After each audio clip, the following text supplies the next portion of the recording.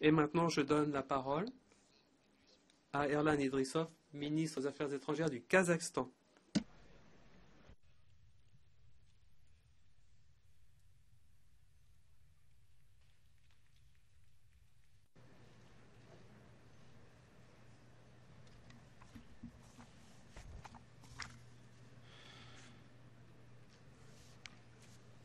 Monsieur le Président, Excellences, Mesdames et Messieurs les délégués, au nom de la République du Kazakhstan, je voudrais tout d'abord féliciter son Excellence Monsieur Sam Karabakh-Outessa à l'occasion de son élection en tant que président de la 69e session de l'Assemblée générale des Nations unies.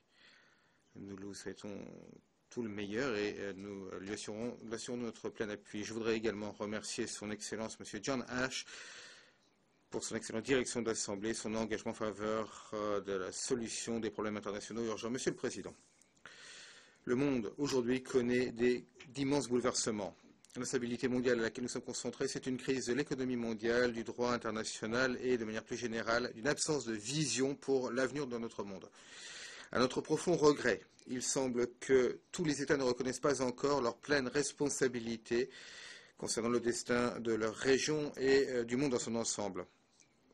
Au lieu de solutions viables et bien conçues, nous voyons une escalade des problèmes qui concernent de plus en plus de pays et nos espoirs de paix et de stabilité deviennent de plus en plus distants. Les rivalités entre les grands pouvoirs sur leur sphère d'influence, les marchés, le contrôle, la production et du transport de sources d'énergie, cela s'est renforcé. Les tensions augmentent et la croyance dangereuse et inacceptable du roi à la puissance dans la politique mondiale s'est renforcée.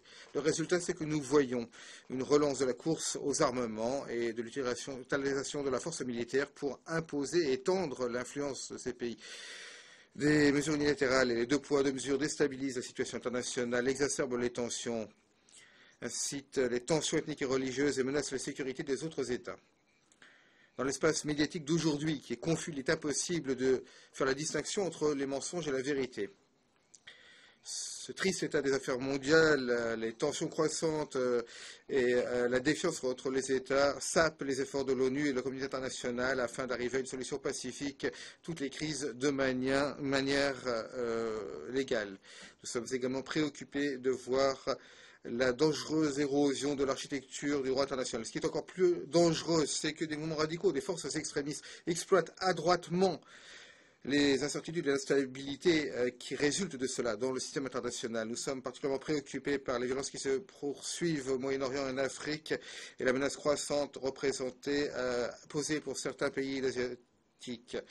Nous présentons toutes nos condoléances aux citoyens et aux gouvernements dont les civils ont été tués lors de ces violences. La situation en Ukraine est un motif de préoccupation particulière pour le Kazakhstan. L'impact de la crise va maintenant non seulement au-delà de ses frontières, mais au-delà de la région elle-même. Le Kazakhstan appuie les initiatives pacifiques visant à une désescalade rapide du conflit, y compris les accords de paix de Minsk. Le cessez-le-feu doit être utilisé pour mettre en œuvre les plans de paix des présidents Porochenko et Poutine. Cela donne de l'espoir pour la stabilisation à terme de la situation en Ukraine. Nous devrions être également préoccupés par le fait que la crise en Ukraine a mené à des sanctions mutuelles imposées par les pays qui ensemble représentent 60% du PIB mondial. Cela aura sans doute un effet négatif sur la croissance économique mondiale et le développement. Maintenant, plus que jamais, le monde a besoin de s'unir pour trouver un modèle alternatif pour résoudre les problèmes sur la base d'un partenariat égal, d'un large dialogue, du respect mutuel et de la tolérance entre toutes les parties prenantes. Nous sommes certains que la charte de l'ONU et les principes fondamentaux du droit international sont la base de ce modèle. Le rôle de l'ONU doit rester essentiel afin d'unir les États et de fournir une direction mondiale sur la base de la participation égale de tous les États membres dans ce processus. La dynamique de notre monde aujourd'hui et les prévisions de ce qui pourrait se faire à l'avenir, cela doit encourager les dirigeants mondiaux à aller au-delà des intérêts nationaux et de faire preuve de volonté politique. Ce qui est en jeu, c'est tout simplement le fait de sauver notre civilisation de la destruction. Il ne s'agit pas là d'une exagération.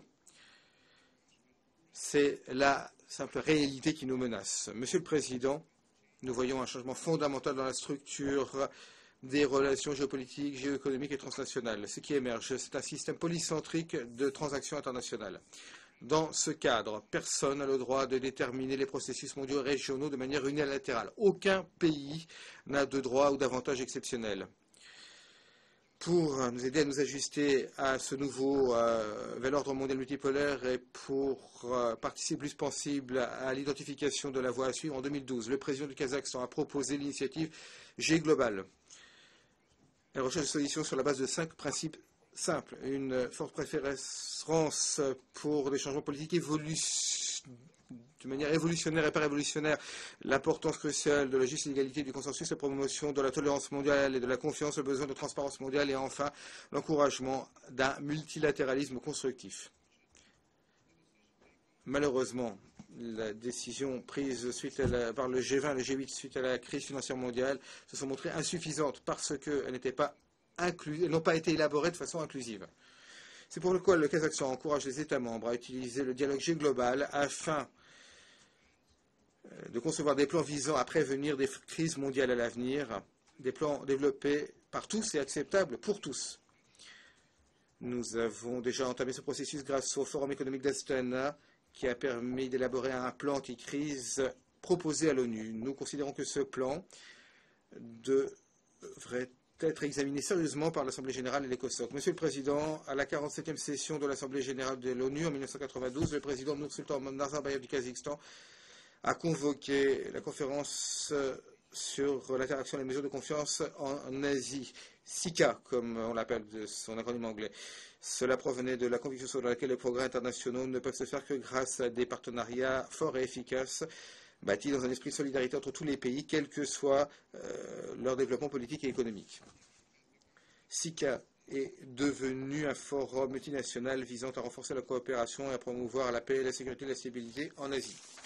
Le Kazakhstan appuie l'initiative de la Chine, qui préside actuellement la SICA, pour un nouveau concept de sécurité en Asie sur la base d'une sécurité régionale commune, globale, coopérative et durable. Cela nous permettra à l'avenir de consolider la SICA et de la transformer en une organisation pour la sécurité et le développement en Asie. Monsieur le Président, il y a 2 semaines, l'Assemblée générale a organisé une séance officieuse pour commémorer la Journée internationale contre l'essai nucléaire. Nous sommes heureux que toutes les personnes présentes ont exprimé leur détermination pour un monde sans essai nucléaire et, en fin de compte, sans armes nucléaires.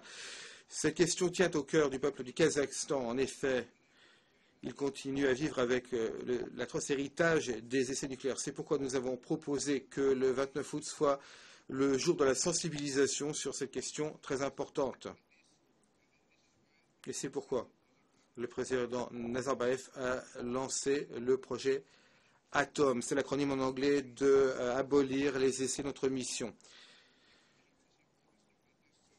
La fermeture du site d'essai de Semipalatinsk et le fait que nous avons renoncé au 4e arsenal nucléaire mondial, et il s'agissait de 2 héritages de l'Union soviétique, cela a été un moment historique pour notre nation et ça a été le point de départ de la politique étrangère pacifique que nous menons aujourd'hui. Renforcer le régime mondial de non-prolifération reste l'une des principales priorités de la politique étrangère du Kazakhstan. La signature en mai de cette année du protocole au traité sur une zone exempte d'armes nucléaires en Asie centrale, le traité de Semipalatinsk par le P5, les pays du P5, cela a été un moment essentiel pour la sécurité nucléaire dans notre région.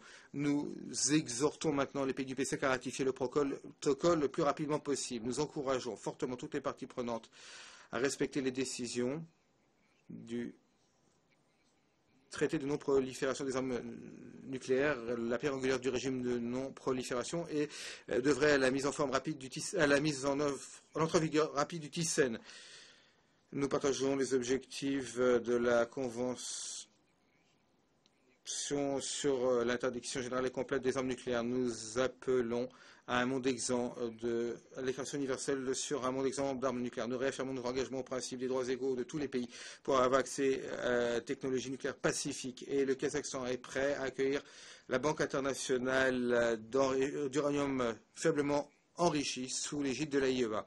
Nous appuyons également la résolution rapide de la situation concernant le programme nucléaire iranien sur la base de la stricte conformité avec les décisions du TNP et des règlements de l'AIEA. Le Kazakhstan a aidé à rompre l'impasse dans les négociations en accueillant les deux premiers cycles de la reprise des négociations à Almaty l'année dernière. Nous saluons la négociation du P5+1 et nous espérons que l'on pourra trouver un accord en novembre. Monsieur le Président, avec toute la communauté internationale, nous sommes extrêmement préoccupés par le fait que les groupes terroristes créent des entités quasi-étatiques afin de lutter contre les gouvernements légitimes qui répandent la haine, l'extrémisme religieux, le séparatisme, alimentent une augmentation du terrorisme, également de la criminalité transnationale et du trafic de drogue.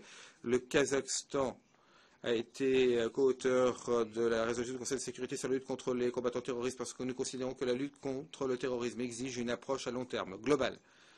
Nous sommes également persuadés que l'harmonie interreligieuse et interethnique est une précondition essentielle pour la paix et la sécurité. Le Kazakhstan est une nation diverse de 130 groupes ethniques et de nombreuses religions. Et nous sommes efforcés de bâtir une culture de tolérance et de respect. Nous sommes efforcés de promouvoir ces valeurs au niveau international grâce à un congrès des dirigeants des religions mondiales traditionnelles qui se déroule tous les 3 ans depuis 2003. Le congrès et ses participants ont renoncé à l'unanimité à la violence et se sont engagés en faveur de la poursuite du dialogue interconfessionnel entre les dirigeants de l'islam, du christianisme, du judaïsme, du bouddhisme, de l'hindouisme, du taoïsme et d'autres fois. La semaine dernière, une réunion préparatoire des représentants des religions pour le 5e congrès Astana qui aura lieu en 2015 a publié une déclaration condamnant l'extrémisme, la violence et le terrorisme au nom de quelque religion que ce soit. Le Kazakhstan a également lancé la création de la décennie internationale pour le rapprochement des cultures 2013-2022. Davantage de dialogue et l'échange d'idées entre différentes cultures renforcent largement la sécurité internationale. Monsieur le Président, la situation en Afghanistan, suite aux récentes élections et le retrait qui se poursuit des forces de la coalition, cela est très important pour la sécurité de l'Asie centrale. Nous félicitons le président Ashraf Ghani, qui vient d'être élu, et le peuple de l'Afghanistan sur la conclusion du processus électoral. Nous serons heureux de coopérer avec le Dr Ghani et le Dr Abdullah, alors qu'ils œuvrent ensemble dans un gouvernement d'unité nationale. Le développement économique est essentiel pour la réémergence de l'Afghanistan en tant que nation pacifique et prospère. Et bon voisin en Asie centrale, le Kazakhstan appuie pleinement l'intégration de l'Afghanistan dans les réseaux de commerce, d'énergie et de transport de la région. Nous avons pris des mesures pour aider notre voisin, le gouvernement du Kazakhstan, a affecté près de 2,38 millions de dollars pour la construction d'infrastructures sociales et pour une aide humanitaire alimentaire à hauteur de 17 millions de dollars. Nous dépensons 50 millions de dollars afin de former quelques 1000 étudiants afghans dans les universités du Kazakhstan. Le premier groupe de diplômés civils seront bientôt diplômés et se joindront au processus de reconstruction pacifique dans leur pays. Monsieur le Président, il est clair qu'en Asie centrale, nous sommes confrontés à de nombreux défis qui mettent en danger la stabilité, pas seulement dans un certain nombre de pays, mais dans l'ensemble de la région. Malheureusement, il y a peu de chances que ces problèmes disparaissent à court terme. C'est pourquoi l'ONU et la communauté internationale doivent faire davantage en Asie centrale. Dans ce contexte, le Kazakhstan en appelle à la création d'un pôle régional des Nations Unies dans la ville d'Almaty. Cela est hautement pertinent. L'ONU joue un rôle extrêmement précieux afin de remédier aux catastrophes naturelles créées par l'homme et pour aider les pays encore dans nos activités, des acteurs nationaux, régionaux, internationaux pour le développement durable. Nous sommes convaincus qu'en se concentrant sur l'aide humanitaire et le développement, le pôle régional de l'ONU Almaty complétera les travaux du centre régional de l'ONU pour la diplomatie préventive à Ashgabat en Turkménistan. La présidence de ces instances de l'ONU permettront de relever de nombreux défis dans cette région, y compris ceux auxquels est confronté l'Afghanistan. Et bien sûr, le gouvernement du Kazakhstan est prêt à pleinement appuyer la création et le développement de ce pôle. Monsieur le Président, le développement durable est essentiel pour les ambitions pour l'avenir du Kazakhstan. Nous félicitons l'ONU et le secrétaire général Ban Ki-moon qui a convoqué le climat sur le changement il y a quelques jours. Dans notre pays, nous faisons beaucoup pour réaliser notre plan national de transition vers une économie verte. Nous avons récemment adopté des engagements volontaires afin de réduire les émissions de gaz à effet de serre dans le cadre de la CNUC. Un système national pour les émissions, pour l'échange de permis d'émission des gaz à effet de serre fonctionne déjà. Nous avons également l'intention d'appuyer le développement durable à l'échelle internationale. En 2017, Astana accueillera l'exposition Expo 2017 sur l'énergie durable qui promouvera les pratiques optimales concernant l'énergie durable. Il y aura notamment 60 pays en développement qui participeront à l'Expo 2017. Le Kazakhstan, avec la CESAP, va lancer un projet sur l'installation de systèmes de biogaz dans 9 PEID du Pacifique. Cela aidera les communautés locales à produire de l'électricité. En même temps, le Kazakhstan et le PNUD développent un programme de formation dans le secteur du pétrole et du gaz, de l'agriculture et de la médecine pour les pays d'Afrique et d'Océanie et d'Amérique latine, ainsi que des Caraïbes. En tant que plus important pays sans littoral du monde, le Kazakhstan accorde une grande importance à la deuxième conférence des Nations Unies sur les pays en développement sans littoral en Vienne en novembre. Cette réunion devrait faire fond sur le programme d'action d'Almaty qui devrait fournir une nouvelle feuille de route pour les pays en développement sans littoral. En 2015, nous achèverons la construction de la section kazakh du couloir de transit international Europe occidentale, Chine occidentale. C'est la route la plus courte de la Chine à l'Europe et cela réduit les temps de transport de 10 jours. En effet, ce sera 4,5 fois plus court que la voie maritime à travers le canal de Suez. D'ici 2020, le volume de fret dans ce corridor entre la Chine, l'Asie centrale et la Russie devrait atteindre 33 millions de tonnes par an. La construction de nouvelles voies ferrées relie également les différentes parties de notre région comme jamais par le passé. En décembre, nous allons inaugurer la voie ferrée Kazakhstan, Iran, Golfe Persique, qui transportera 10 millions de tonnes de cargo chaque année. Une autre voie ferrée Ouzbékistan, Turkménistan, Iran, Oman, Qatar, qui a été convenue en 2011, augmentera hautement les capacités de transit international pour notre région. Chers amis, comme vous le savez, le Kazakhstan est candidat à un siège de membre non permanent du Conseil de sécurité pour les années 2017 et 2018. Cela est très important pour notre pays qui n'a jamais fait partie du Conseil de sécurité jusqu'ici. Notre participation aux affaires internationales, y compris la présidence d'organisations régionales essentielles telles que l'OSCE et l'OCI, Organisation de la coopération islamique, nous ont donné l'expérience nécessaire pour ce rôle important. Nous considérons que les priorités et les défis de notre région devraient être représentés au Conseil de sécurité et le Kazakhstan est prêt à jouer son rôle. Et ce rôle, nous sommes un pays pacifique, stable, qui se développe rapidement.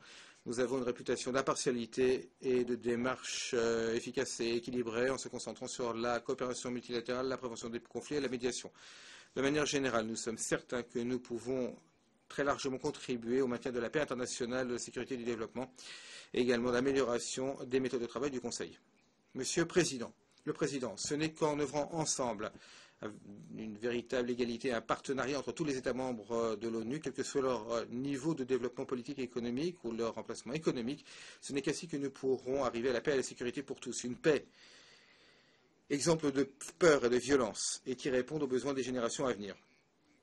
Pour finir, je voudrais citer Nelson Mandela. Il a dit « Les personnes réagissent selon la façon dont vous les traitez.